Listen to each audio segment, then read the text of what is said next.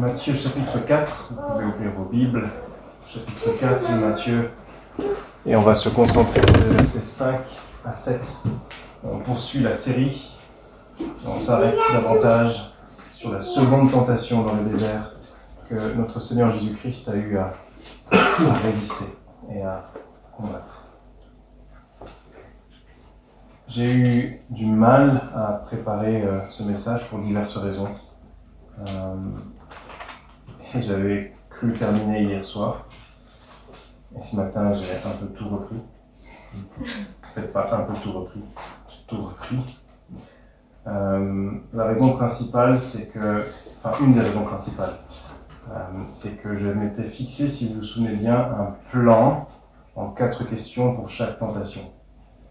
Et alors, j'ai réussi à préparer la première comme ça. J'ai pas réussi à préparer la deuxième selon ce même plan. Et je pense que, comme un pasteur exercé le dit, les prédicateurs doivent faire attention de ne pas museler la parole de Dieu et l'œuvre de l'Esprit par la parole de Dieu en ayant des plans trop rigides. Et donc, voilà, je fais sauter le plan en espérant que ça libère la parole de Dieu.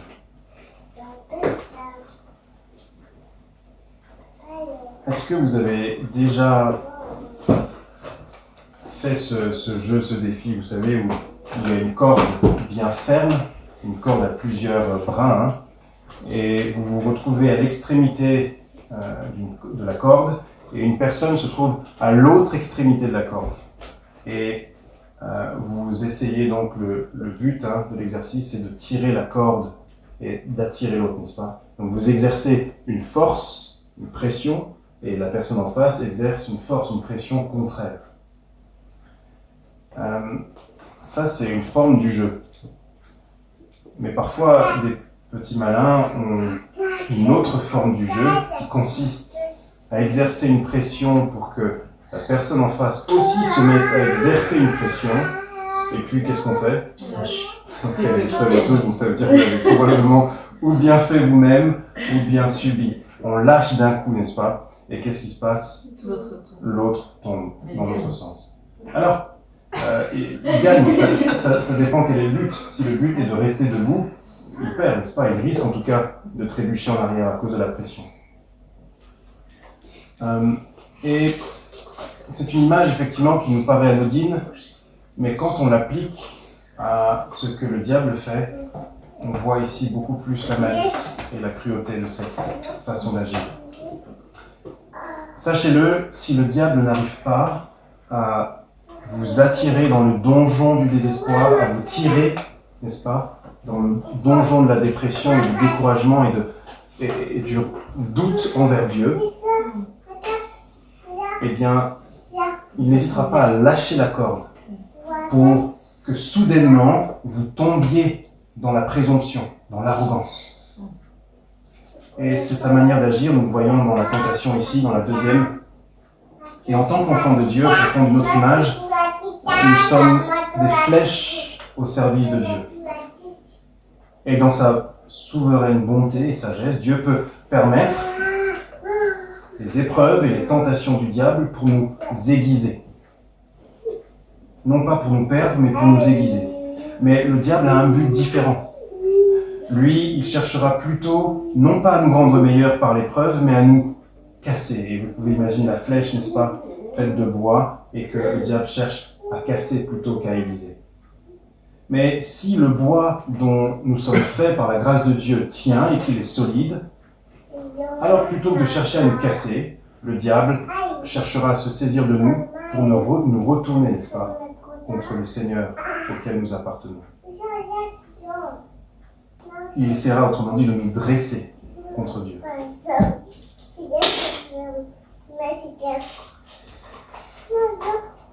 Et ce matin, je crois que ce texte, les versets 5 à 7, nous offre plusieurs leçons, à la fois concernant le diable, notre adversaire, mais aussi concernant le Seigneur et sa façon de lutter contre le diable.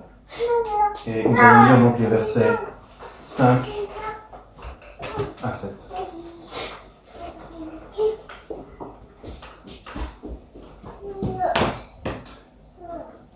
Le diable le transporta dans la ville sainte, le plaça sur le haut du temple et lui dit « Si tu es fils de Dieu, jette-toi en bas, car il est écrit « Il donnera des ordres à ses anges à ton sujet, et ils te porteront sur les mains de peur que ton pied ne heurte contre une pierre. » Jésus lui dit « Il est aussi écrit, tu ne tenteras point le Seigneur ton Dieu. » Jusqu'ici, la lecture. Alors, une remarque avant d'aborder les 4 points que nous aurons ce matin. 2 concernant le diable, principalement, et 2 autres concernant principalement le Seigneur Jésus. Au verset 5, je ne sais pas comment ça commence dans vos traductions. J'ai la NEG. Quelqu'un a la colombe, et vous pourrez me dire comment ça commence dans la colombe? Tu as quelle traduction? C'est l'équivalent de NEG, je crois, c'est ça? Le diable. Ouais. Tu as aussi le diable transportable. Et bon, la colombe, c'est... Je fais cette pause, vous allez comprendre pourquoi. Le diable aussi, effectivement. La raison pour laquelle je pose la question, c'est que dans la plupart des traductions modernes, je ne sais pas pourquoi, alors ils pensent jamais faire mal, j'en suis convaincu, mais les traducteurs souvent ne sont pas prédicateurs et donc ne connaissent pas la frustration du prédicateur qui, en étudiant le texte, se rend compte qu'il manque un mot. Alors ça n'est jamais des mots qui font que on passe d'une doctrine à son contraire. Mais ce sont des mots précieux en fait qui nous aident à mieux comprendre le texte. Il y a normalement, au verset 5, le mot « alors », comme au verset 1. « Alors Jésus fut emmené par l'Esprit dans le désert ». Et on voit qu'il y a donc un lien entre Jésus dans le désert emmené par l'Esprit et ce qui précède, le baptême. Vous vous souvenez, on avait fait ce lien. Après le témoignage de Dieu, l'épreuve, n'est-ce pas, et le test. Mais là, au verset 5, le mot « alors » qui figure dans le grec n'y est pas. Et je pense que c'est dommage parce qu'il y a vraiment un lien entre les 2 tentations. Voilà, je ferme la parenthèse ici. On reviendra dessus et vous comprendrez donc l'utilité de cette remarque. Premier point, le diable est un adversaire endurant. Le diable est un adversaire endurant. Endurant, première remarque, parce que 40 jours de tentation. Vous vous souvenez? 40 jours et 40 nuits. Et c'est pendant toute cette période que le diable, constamment, encore et encore, avec persévérance, s'approche du Seigneur Jésus et le tente de diverses manières. Nous n'avons ici le détail que des tentations à la fin de ces 40 jours. Mais imaginez, plus d'1 mois, où jour après jour, vous n'êtes pas simplement en train de lutter contre votre chair. Et gloire à Dieu, le Seigneur Jésus n'avait pas une chair corrompue, n'est-ce pas, par le péché. Mais imaginez 40 jours où vous avez à lutter contre des attaques spécifiques, non pas d'un démon, mais du chef des démons. De celui-là même qui, dans le jardin, a fait en sorte que toute notre race humaine soit jetée dans la mort et la corruption du péché, loin de Dieu. C'est un adversaire terrible et endurant. 40 jours. Il est endurant encore parce que, vous voyez, au verset 4, lorsque le Seigneur lui répond, et finalement réussit un temps à résister au diable, malgré cet échec, il revient à l'assaut.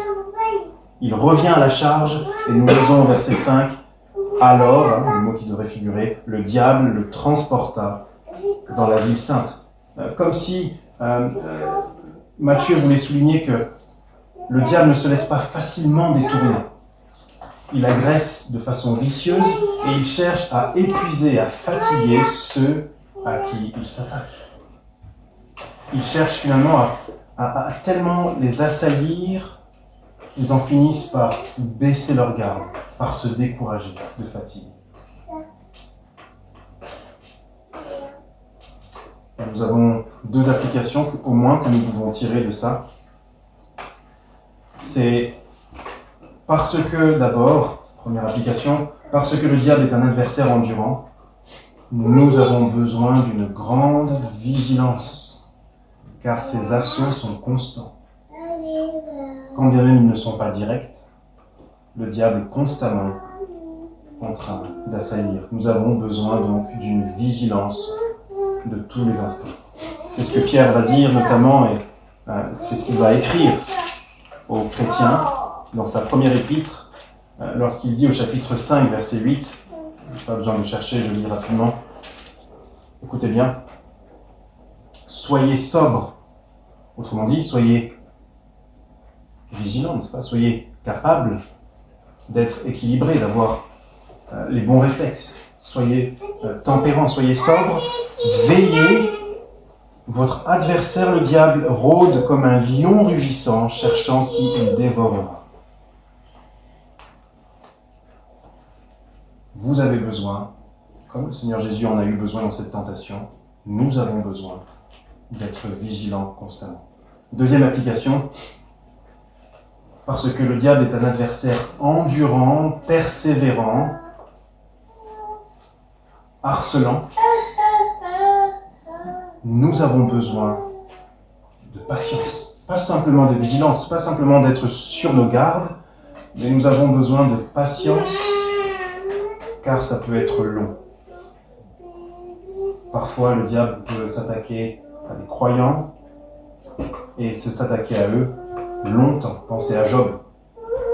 Les douleurs et les souffrances de Job n'ont pas duré simplement quelques heures ou même quelques jours, mais il semble que ça ait duré plusieurs semaines.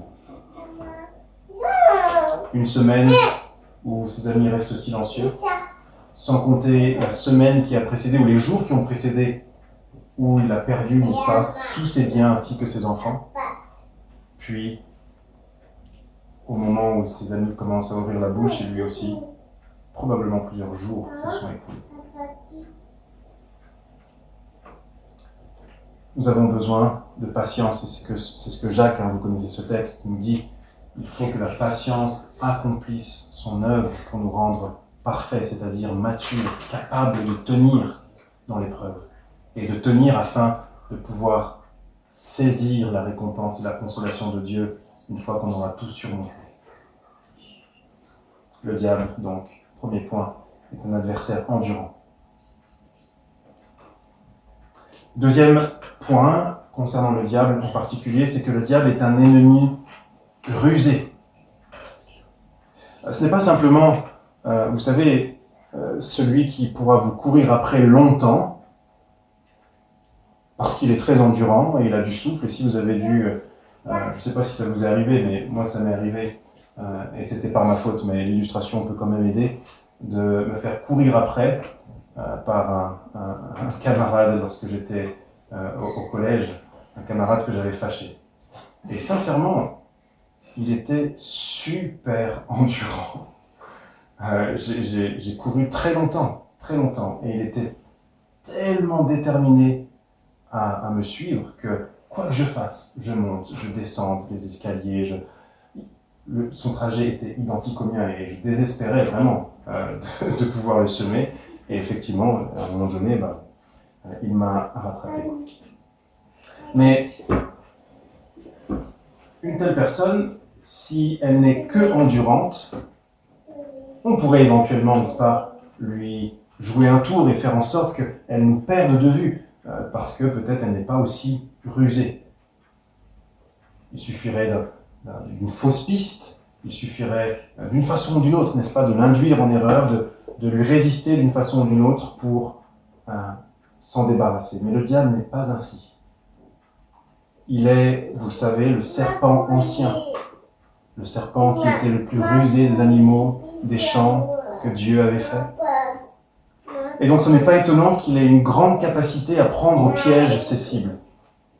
Et regardez ici comment est-ce que le diable s'y prend avec le Seigneur Jésus. Le diable voit que le Christ est déterminé à se confier dans les soins de Dieu. Le Christ est déterminé à se confier dans les soins de Dieu. Souvenez-vous, Jésus répondit, « Il est écrit, l'homme ne vivra pas de pain seulement, mais de toute parole qui sort de la bouche de Dieu. » C'est la réponse à la tentation du diable lorsqu'il lui demande « Si tu es le Fils de Dieu, ordonne que ces pierres deviennent des pains. » Verset 3. Et nous ne devons pas oublier qu'au bout de ces 40 jours et de ces 40 nuits de jeûne, il nous est dit, le Seigneur eut faim.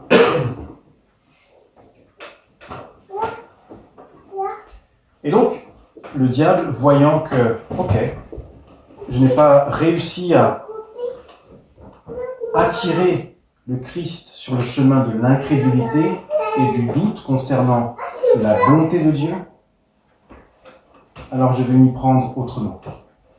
Il est décidé visiblement à vivre, non pas de pain seulement, mais de toute parole.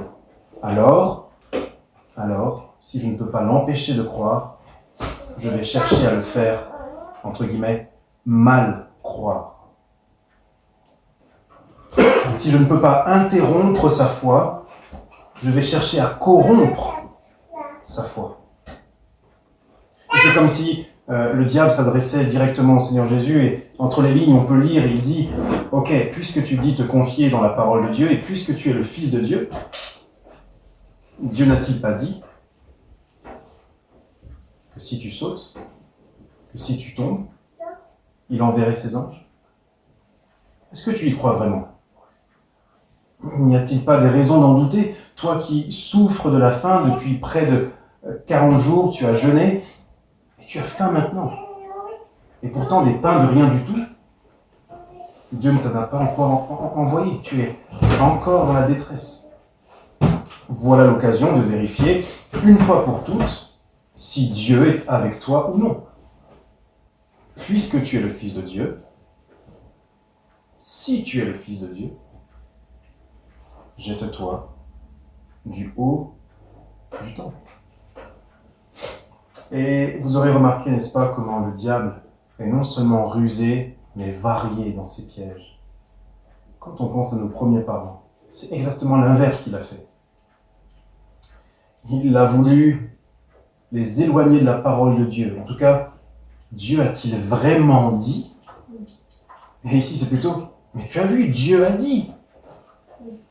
Et ça nous montre la façon habile, mais pour le mal, que le diable a de manier la parole de Dieu.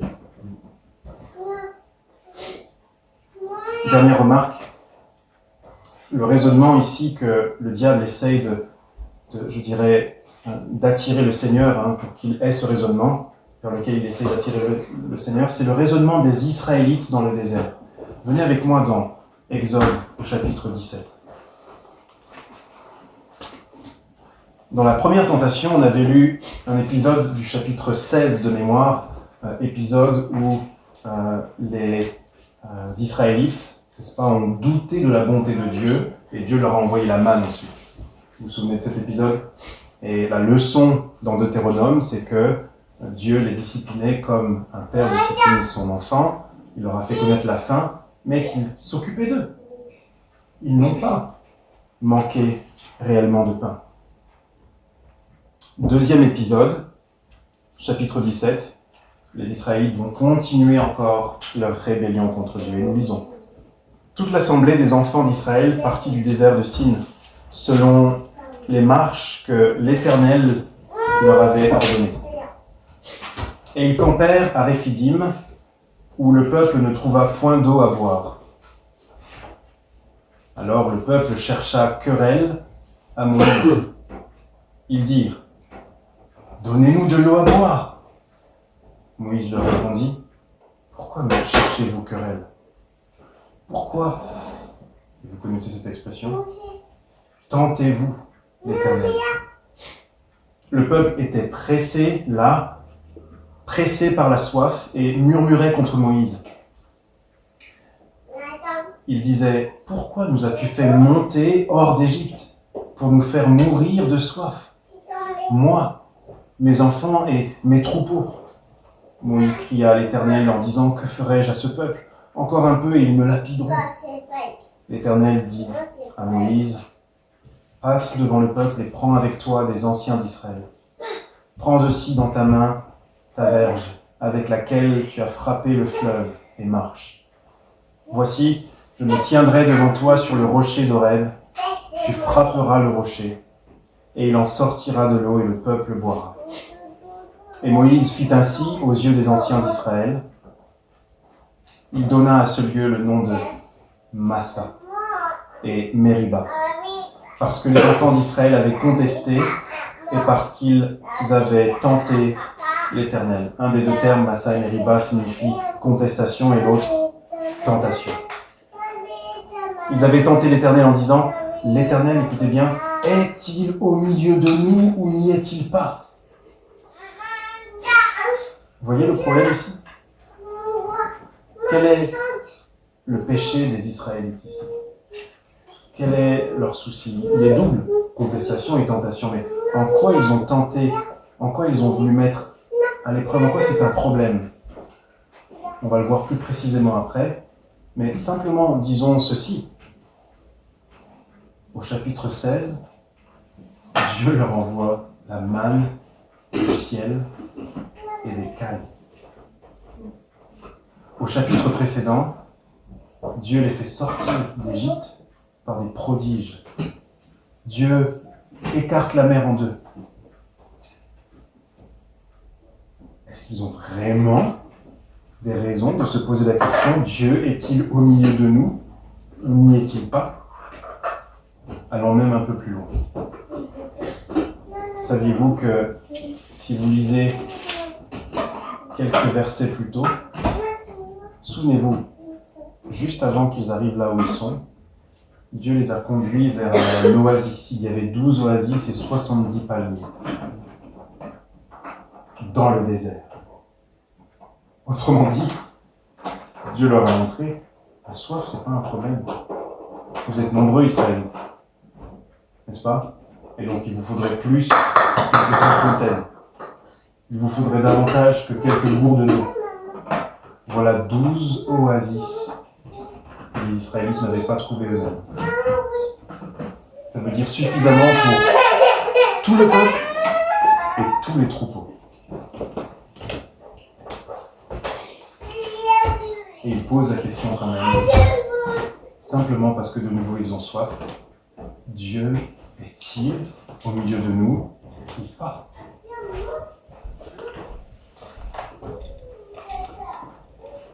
Et ô combien en fait, nous ne pouvons pas, n'est-ce pas, les blâmer sans nous accuser nous-mêmes et nous blâmer nous-mêmes.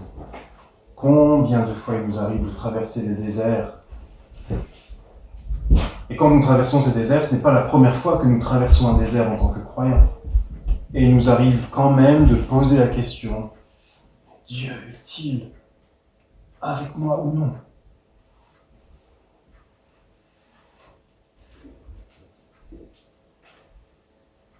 Et alors le diable a réussi à faire avec nous ce qu'il essaye ici, dans notre texte de Matthieu, de faire avec le Seigneur Jésus.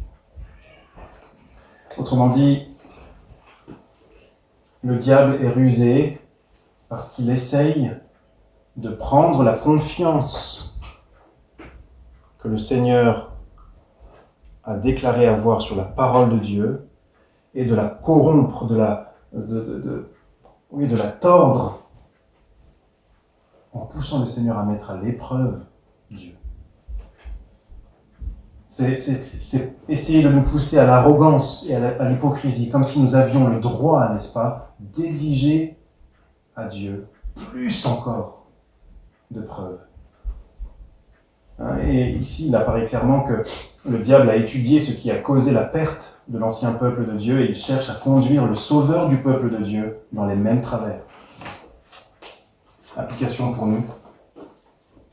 Nous devons, premièrement, prendre des résolutions, comme le Seigneur Jésus a fait, mais réaliser que le vice de Satan, c'est de nous tenter par le moyen de nos bonnes résolutions. Nous devons prendre des résolutions et en même temps réaliser que le vice, la ruse de Satan consistera à utiliser nos bonnes résolutions pour nous faire trébucher par elles. Comme le dit Paul dans Romains 7, chapitre 7, le péché, par les commandements qui sont bons, nous a fait mourir.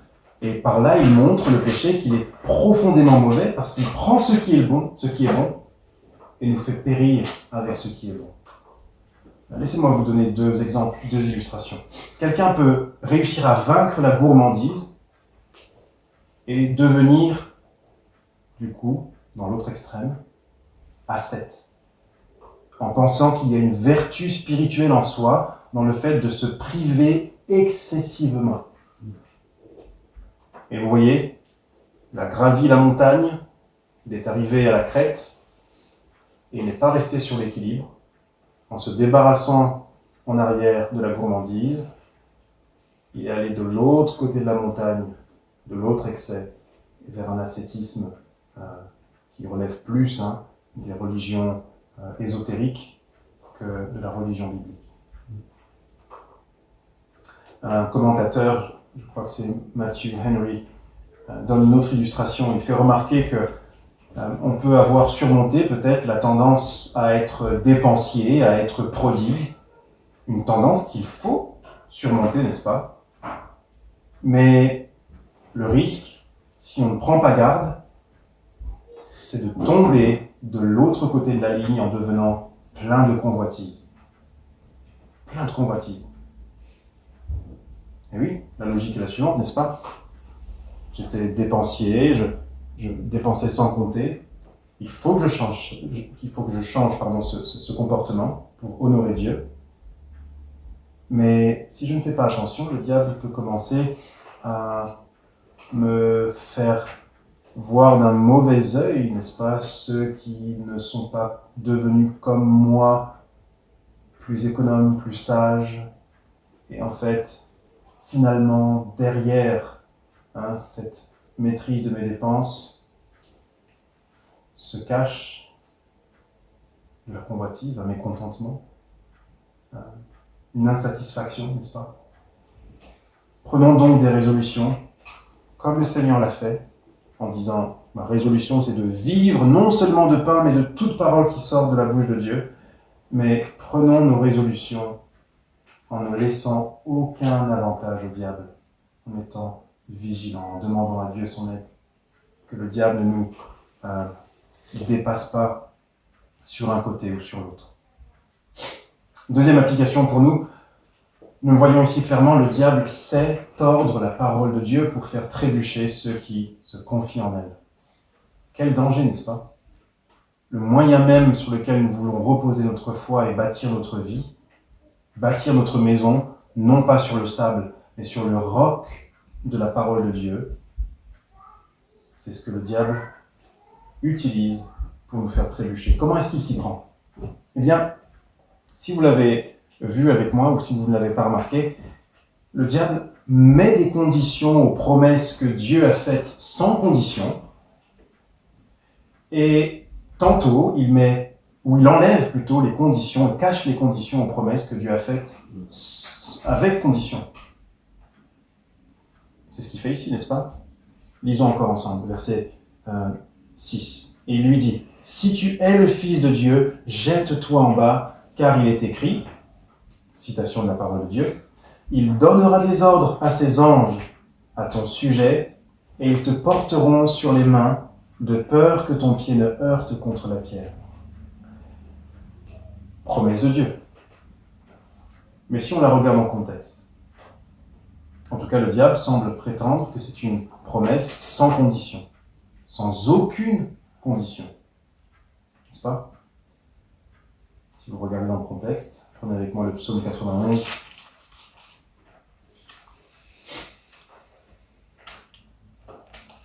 Est-ce vrai que Dieu promet cela à ceux qui se confient en lui, et donc en particulier au Messie, sans condition?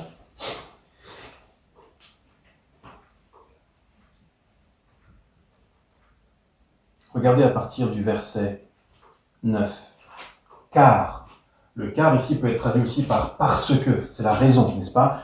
Car tu es mon refuge, ô Éternel, tu Tu fais du Très-Haut ta retraite. Aucun malheur ne t'arrivera, aucun fléau n'approchera de ta tente. Ah, donc il y a la condition de la foi ici. Continuons. Car il ordonnera à ses anges de te garder dans toutes tes voies. Dans toutes tes voies. Quelles sont ces voies? Les voies de l'injustice. Parce que Dieu enverra les anges pour garder ceux qui se confient en lui, mais qui marchent dans les ténèbres, là où Dieu ne marche pas. Ça n'est jamais la promesse. Il y a une condition ici, n'est-ce pas, d'une vie sainte. En tout cas, d'une vie fidèle à Dieu, une vie de foi. Verset 12. Ils te porteront sur les mains, de peur que ton pied ne heurte contre une pierre. Tu marcheras sur le lion, sur l'aspic, tu fouleras le lionceau et le dragon. Et écoutez bien, c'est Dieu qui parle ici. Puisqu'il m'aime, je le délivrerai, je le protégerai, puisqu'il connaît mon nom. Qu'est-ce que c'est connaître le nom de Dieu, si ce n'est de craindre et de respecter Dieu? Le commencement de la sagesse, c'est la crainte de l'Éternel. Et donc vous voyez qu'il y a ici clairement des conditions qui entourent, des conditions spirituelles qui entourent cette promesse de Dieu, et le diable les omet. Il tord les Écritures comme pour donner l'impression que ce serait une sorte de bouton automatique, que Dieu serait, je l'ai dit la semaine dernière, un peu comme le génie de la lampe. Si vous avez vu les légendes, il suffit de frotter la lampe. Que je sois en train de m'apprêter à commettre un crime ou de commettre un acte de bonté, je peux frotter la lampe et le génie sortira pour faire ma volonté. Ou comme si c'était un distributeur, n'est-ce pas, de bénédiction. Je n'ai qu'à mettre la pièce et quoi qu'il arrive, je recevrai ce pourquoi j'ai payé. Ça ne fonctionne pas comme ça. Et merci Seigneur de ce que ça ne fonctionne pas comme ça. Alors, juste une remarque ici. On s'était posé la question, vous vous souvenez, quand on avait lu le psaume 91, à quel point c'est littéral. Certainement, il y a des applications qui sont plutôt spirituelles et eschatologiques, c'est-à-dire pour la fin des temps. Mais il y a une littéralité dans cette promesse, que Dieu enverrait les anges. Je le pense, parce que le Seigneur, vous voyez dans sa réponse, il ne semble pas dire « Mais ça n'est pas comme ça qu'il faut comprendre le texte. Dieu ne promet pas vraiment qu'il enverrait ses anges. » Et d'ailleurs, Matthew Henry fait bien remarquer que d'autres prophéties de ce type, d'autres promesses, se sont accomplies à la lettre. Psaume 16, verset 10. Tu ne laisseras pas mon âme dans le séjour des morts, tu ne permettras pas que mon corps connaisse la corruption. Ça s'est littéralement accompli. 3 jours, et le Seigneur se relève glorieusement et son corps ne connaît pas la corruption. Pensez à cette parole sur les eaux, afin que ces eaux ne soient pas brisées. Aucun os du Seigneur ne va être brisé à la croix. Et donc, je ne pense pas que le problème, ce soit une interprétation littérale du diable alors qu'il faudrait spiritualiser. Non, c'est plutôt, il y a des conditions, il y a un contexte. Et la condition, c'est d'être en danger, un véritable danger, alors que l'on est en train de marcher sur le chemin du devoir et de la foi en Dieu.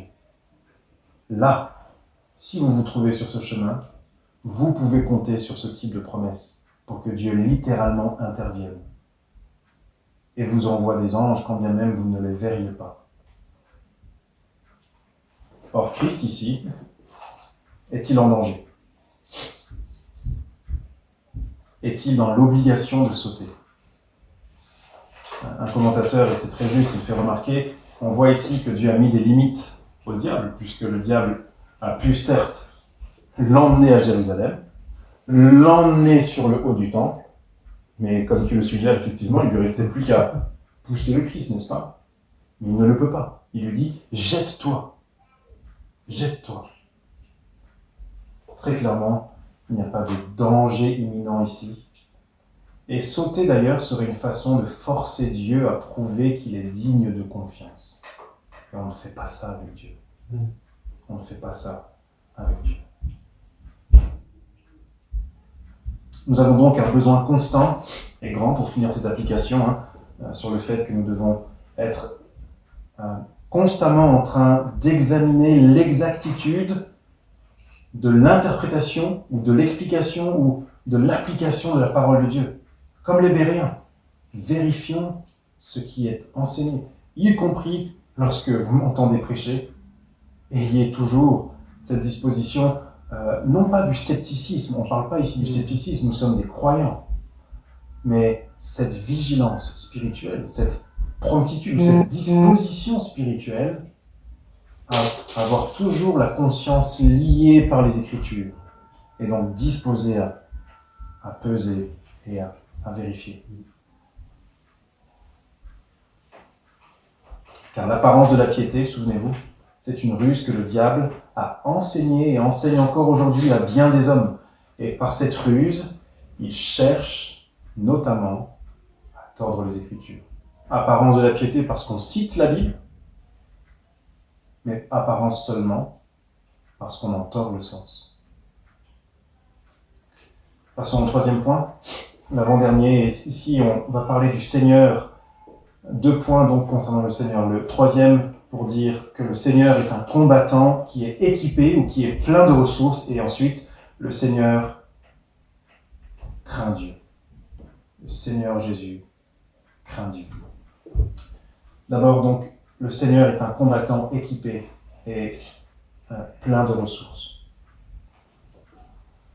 Vous serez probablement d'accord avec moi que si vous appreniez, que sais-je, par une intervention extraordinaire de Dieu, dans un songe ou une prophétie, ou que sais-je, que Dieu avait l'intention, comme Jésus l'a révélé par exemple à Pierre, que Dieu avait l'intention de vous faire passer par une épreuve, premièrement. Deuxièmement, par le moyen de la tentation diabolique. 3, dans un état de faiblesse par un jeûne prolongé. Et 4, dans des conditions aussi pénibles qu'un désert inhospitalier. Comment vous prendriez cette suggestion ? Comment vous accueilleriez ce projet de Dieu ?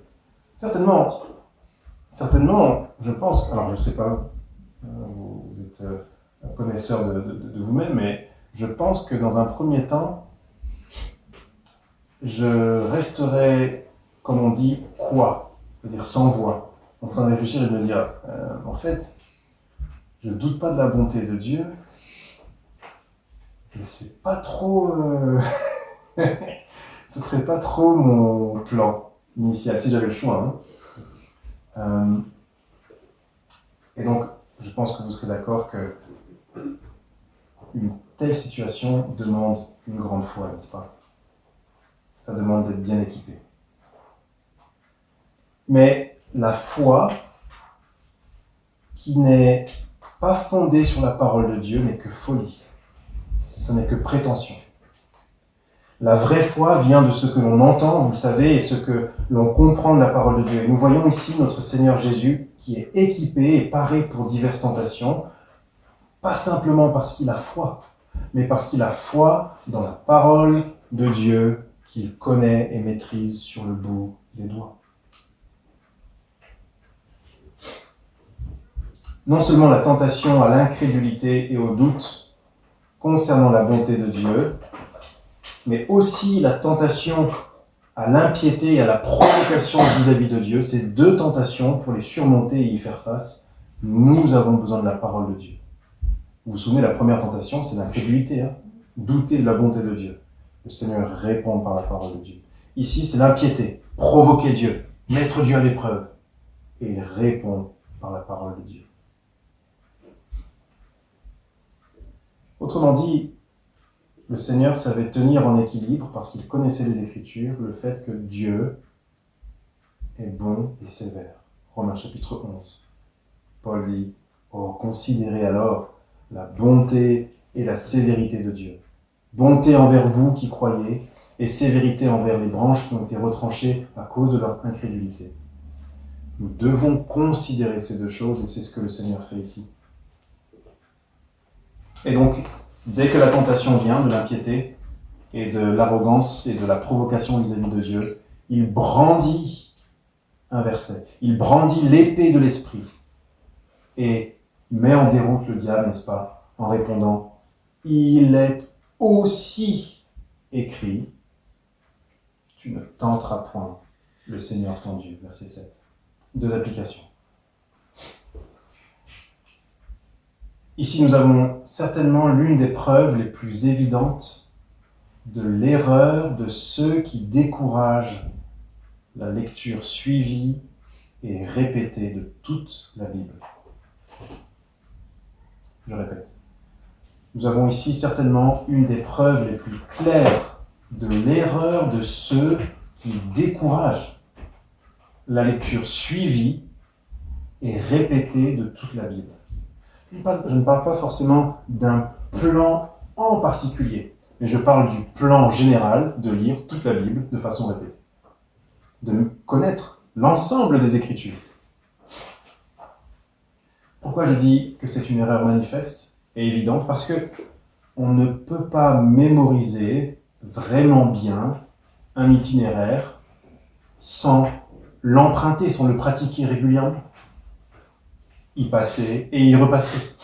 Et de la même façon, nous avons besoin de l'habitude de lire des textes de la Bible, de lire toute la Bible, pour être imprégné dans notre mémoire des vérités précieuses. Être à l'aise avec cette épée spirituelle pour savoir la manier.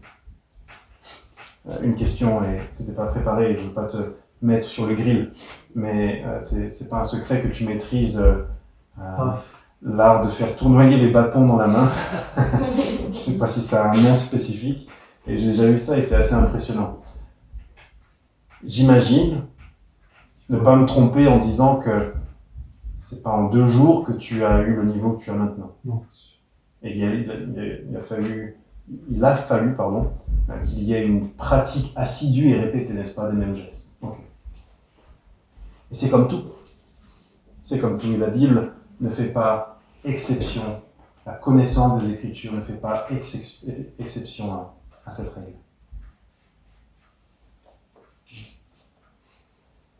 Alors, je ne sais pas depuis combien de temps je prêche pour savoir si je lis un extrait d'un livre ou pas, ou si j'avance. Avance. Comment ? Avance. Ok, comme je ne lis pas l'extrait maintenant, c'est un moment déjà. Ah non, si, tu peux lire, c'est ça. C'est la question. Ouais, c'est la question du coup. C'est 15 minutes encore une quinzaine de minutes, c'est ça ?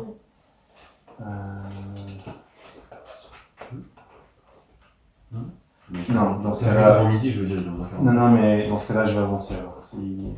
Sinon, je risque de devoir courir pour la fin, et la fin, je veux être plus à l'aise pour aller. Ok. Mais si vous lisez, en tout cas, Rav Chalice, si tu veux aller loin, il a un chapitre sur la lecture de la Bible, et je trouve que c'est un chapitre vraiment simple, compréhensible et précieux, utile.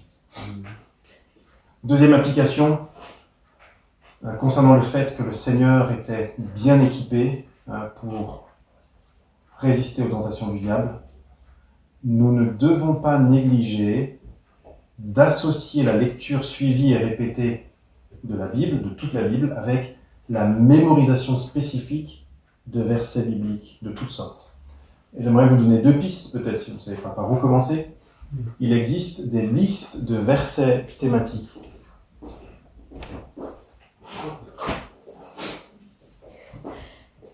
Et notamment ça, je crois que c'est encore vendu, notamment à la maison de la Bible. Hop, vous le dépliez comme ça. Alors, c'est pas collé dans la Bible, mais c'est moi qui l'ai collé dans celle-ci. Et en fait, vous avez le thème et le verset ou le passage à mémoriser. Ce qu'il vous faut lire dans le chagrin, dans le danger, dans le découragement, si vous êtes triste, si vous vous sentez frustré, si vous êtes jaloux, en colère. Il y a aussi les béatitudes et des textes importants, les preuves du salut, etc. Bref, c'est une liste, je trouve, qui est plutôt bien faite. Et c'est une façon de commencer. à apprendre par cœur les versets de la Bible. Une autre méthode aussi. Alors, j'y ai pensé en préparant la prédication, donc moi-même, je ne m'y suis jamais astreint, mais je pense que c'est une bonne méthode de mémorisation, c'est ah tiens, le texte de la dernière prédication, quel verset je pourrais en tirer et je le mémorise dans la semaine qui vient. Et rendez-vous compte, en un an, vous avez une 50aine de versets. En 2 ans, un peu plus de 2 ans, le temps de bien répéter et de mémoriser, vous avez une 100aine de versets en tête. Tout simplement en prenant un verset de la prédication du dimanche. Et l'avantage de ça, c'est que du coup, vous n'avez pas à être embêté de savoir mais qu'est-ce que je vais choisir, par où je vais commencer. Non, juste prédication du dimanche qui précède. Voilà 2 suggestions. Il y en aurait certainement d'autres pour mémoriser la Bible. Passons au 4e et dernier point. 4e et dernière leçon. Je rappelle les leçons qu'on a vues juste avant. Le fait que, d'abord, le diable est un adversaire endurant. Vous vous souvenez, on a besoin de vigilance et de patience. Le diable est un ennemi rusé et nous devons du coup savoir qu'il utilisera même nos bonnes résolutions pour nous piéger avec elles. Et il sait utiliser la parole de Dieu et la tordre pour nous faire trébucher. Le Seigneur, 3e point, 3e leçon, était bien équipé. Il était bien préparé pour faire face au tentateur. Et nous devons marcher à sa suite, n'est-ce pas? Il est notre modèle dans ce domaine. Nous avons besoin aussi d'être imprégnés de la Bible. Le plus beau compliment qui pourrait nous être fait, c'est celui qui a été fait de Bunyan. Piquez-le n'importe où, disait Spurgeon, disaient d'autres, et vous verrez que son sang est biblien. Tellement, effectivement, c'était un homme dans ses écrits, dans sa vie, imprégné par la Bible. Comme l'étaient beaucoup de ses contemporains d'ailleurs. 4e et dernière leçon, le Seigneur Jésus craignait Dieu, et c'est ce que nous voyons dans ce texte. Il craignait Dieu, c'est une clé pour résister à la tentation. C'est ce qui ressort de son réflexe, de sa citation. Vous voyez, le diable lui met devant les yeux la possibilité de mettre Dieu à l'épreuve, ou de tenter Dieu. Et le Seigneur répond du tac au tac. Et il est aussi écrit comme si c'était une horreur, et c'est une horreur certainement dans la pensée du Seigneur. Quelle idée! Quelle idée! Mettre Dieu à l'épreuve.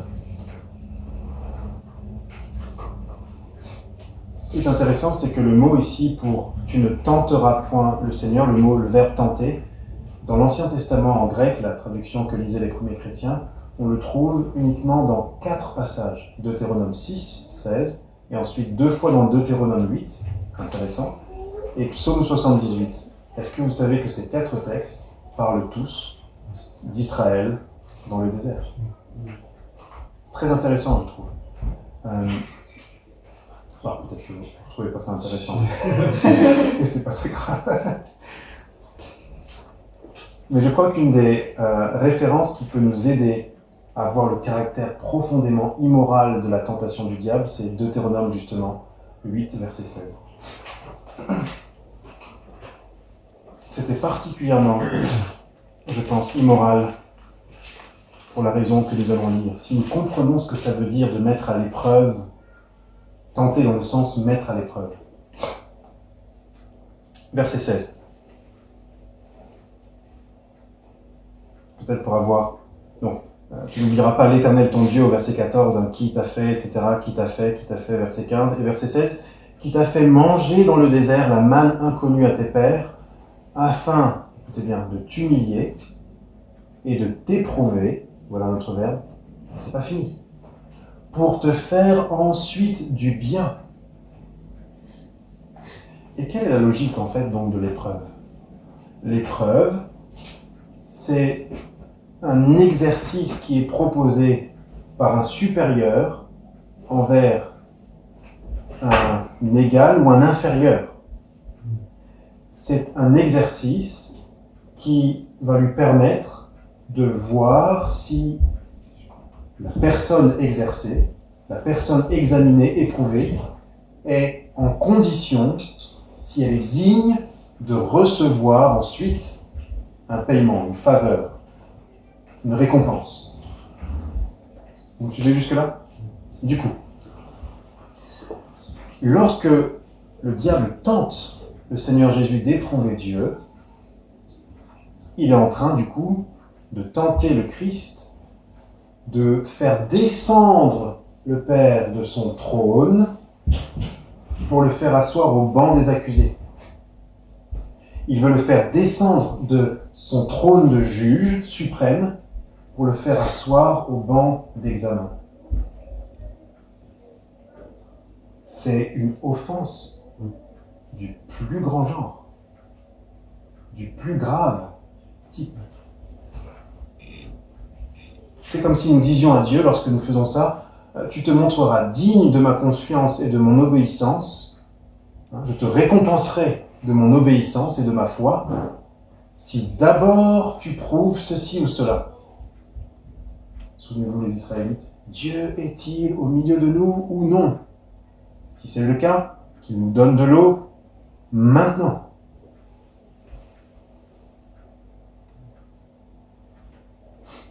Alors, on peut se demander, mais du coup, c'était pas du tout tentant pour le Christ. Il n'y avait aucun aspect qui pouvait être une vraie tentation, puisque c'était repoussant.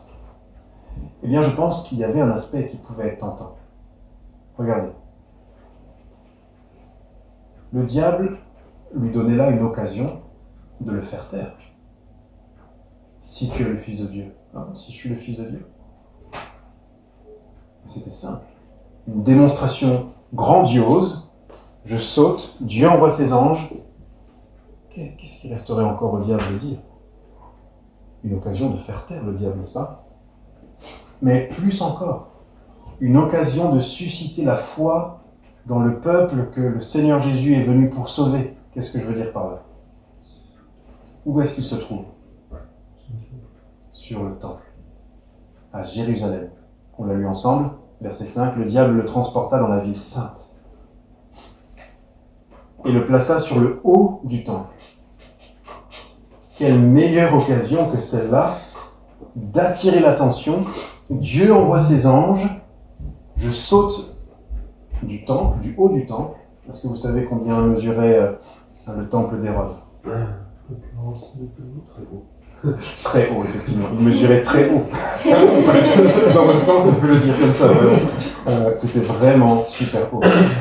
Une centaine de coudées pour la partie, le bâtiment le plus haut. Une centaine de coudées, c'est l'équivalent de 50 mètres à peu près. 50 mètres, c'est énorme. 50 mètres, c'est énorme. C'est l'équivalent d'un immeuble d'une 15aine d'étages. Si chaque étage fait à peu près 3,5 mètres de haut. D'accord? C'est énorme. C'est énorme. Imaginez, premier étage, deuxième étage, troisième étage, 5e, 7e, 8e, 10e, 13e, 15e. C'est vertigineux. C'est vertigineux. Mais, en conclusion ici, avant de passer aux dernières applications, le Christ renonce et préfère donner l'impression de perdre la face. C'est comme si le diable lui disait « Chiche, cap, prouve-le. Est-ce que tu es sûr? Est-ce que c'est vrai cette parole de Dieu ?» Le Christ préfère renoncer par humilité devant Dieu. Il préfère donner l'impression de perdre la face que de manquer à ses devoirs devant Dieu. Car c'est un commandement et un devoir de ne pas provoquer Dieu. Mais ce n'est pas un commandement et un devoir de prouver au diable que Dieu dit vrai ou de prouver au diable que nous sommes vraiment enfants de Dieu. Nous n'avons aucune dette envers lui. Nous ne lui devons rien.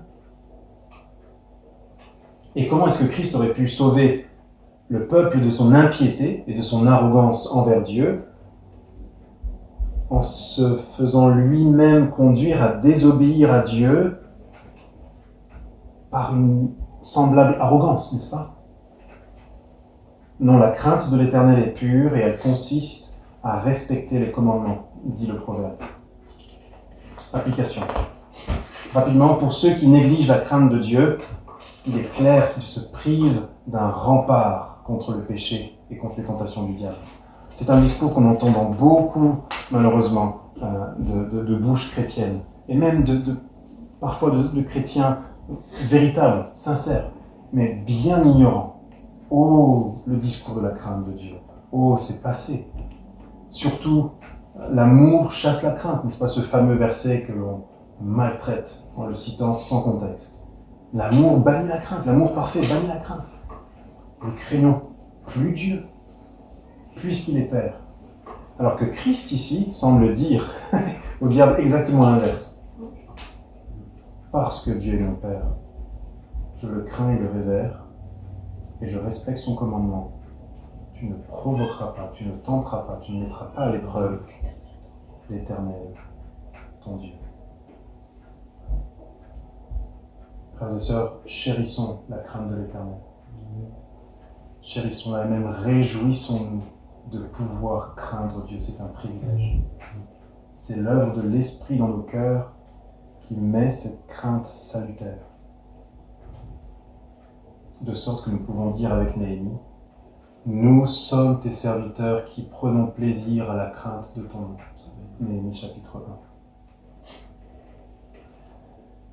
Deuxième et dernière application. Jésus, nous l'avons dit, c'est le point de cette dernière leçon, craignez Dieu, n'est-ce pas? Admirons alors l'humilité de notre Seigneur. Car c'est par cette humilité, non seulement qu'il nous montre l'exemple pour plaire à Dieu, ça fait écho à Jacques. Humiliez-vous, n'est-ce pas? Abaissez-vous sous la main puissante du Seigneur. Pierre va dire la même chose. Abaissez-vous sous la main du Seigneur, parce que Dieu fait grâce aux humbles et il s'oppose aux orgueilleux. Mais non seulement le Seigneur Jésus nous montre l'exemple pour plaire à Dieu, mais écoutez bien, et les mots sont choisis précisément, c'est par cette humilité que Jésus vous sauve. C'est par son humilité que Jésus sauve son peuple. Comment? N'est-ce pas par sa mort? Oui, c'est par sa mort.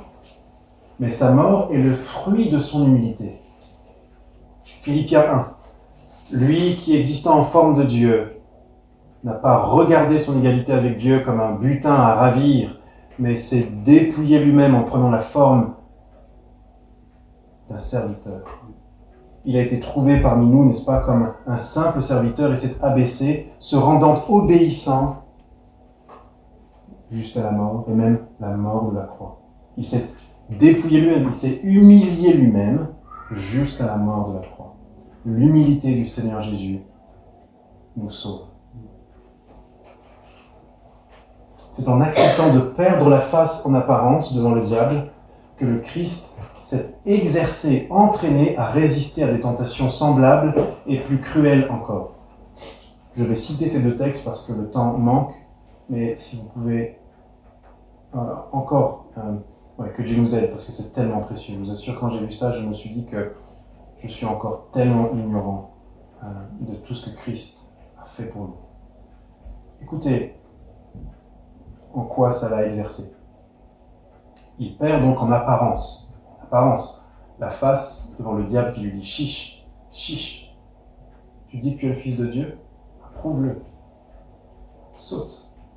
Tu dis que tu crois dans la parole de Dieu, il est écrit ceci, saute. »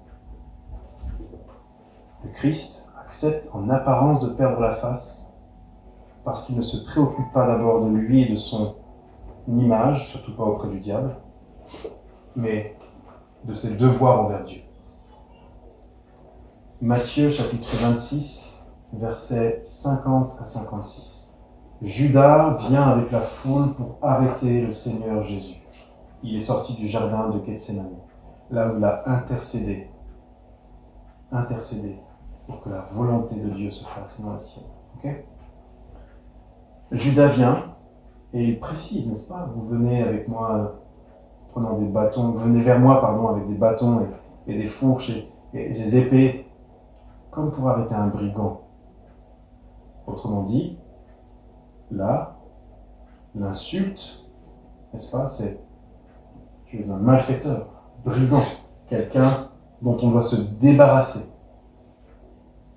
La tentation, rétablir la vérité, ne pas perdre la face, se faire justice. Et Pierre cède à cette tentation. Il saisit son épée et il tranche l'oreille du soldat. Que va dire le Seigneur? Pierre, range ton épée. Est-ce que tu ne crois pas que je pourrais demander à l'instant à mon Père qu'il m'envoie une légion d'anges, des myriades d'anges, et il viendrait me défendre sur le champ? C'est littéral. Littéral. Un ange aurait suffi. Un ange dans l'Ancien Testament était capable de détruire plus de 180 000 hommes de guerre. Quelques villageois, pas très loin de la banlieue de Jérusalem, je crois qu'ils n'auraient pas fait le poids, n'est-ce pas? Mais pourquoi est-ce que le Seigneur accepte de perdre la face et d'être accusé par Judas, trahi, méprisé par la foule? Il ajoute: comment alors s'accompliraient les Écritures selon lesquelles les choses doivent arriver? Ces choses doivent arriver. Je dois être arrêté, condamné, et souffrir à la place des pécheurs, comme un pécheur. Étant moi-même sans aucun péché devant Dieu, impeccable, mais je me livre. Je suis venu non pas pour être servi, mais pour servir et donner ma vie en rançon. Vous voyez comment cette tentation dans le désert, le Seigneur apprend l'obéissance, comme le dit Hébreu, c'est étonnant cette expression, en tant que fils, le prépare à continuer d'accepter de perdre la face. Je pourrais citer d'autres exemples, j'en ai vu plusieurs, mais j'en cite un dernier. Matthieu 27, un chapitre après. Versets 38 à 44. Le Seigneur est maintenant crucifié. Et son opprobre, sa honte, sa souffrance n'est pas terminée. En fait, elle est même en train de continuer d'augmenter pour atteindre le sommet. Il est insulté par ceux-là même qu'il est venu sauver. Et nous lisons des choses comme ceci. Avec lui furent crucifiés 2 brigands, l'un à sa droite, l'un à sa gauche. Encore une fois, fausse réputation, n'est-ce pas, lui est imputée. Les passants l'injuriaient et secouaient la tête en disant: toi qui détruis le temple et qui le rebâtis en 3 jours, sauve-toi toi-même, si tu es le Fils de Dieu. Ça fait écho, n'est-ce pas? Descends de la croix. Les principaux sacrificateurs avec les scribes et les anciens se moquaient aussi de lui et disaient: il a sauvé les autres et il ne peut se sauver lui-même. S'il est le roi d'Israël, si tu es le Fils de Dieu, qu'il descende de la croix et nous croirons en lui. Il s'est confié en Dieu, que Dieu le délivre maintenant, s'il l'aime, car il a dit: je suis le Fils de Dieu. Toutes ces paroles sont autant de flèches, autant d'épées qui transpercent le cœur du Seigneur. Et il accepte de se laisser transpercer le cœur par ses mensonges et ses outrages. Il accepte de perdre la face devant les hommes pécheurs pour que nous puissions voir, nous qui croyons en lui, la face de Dieu.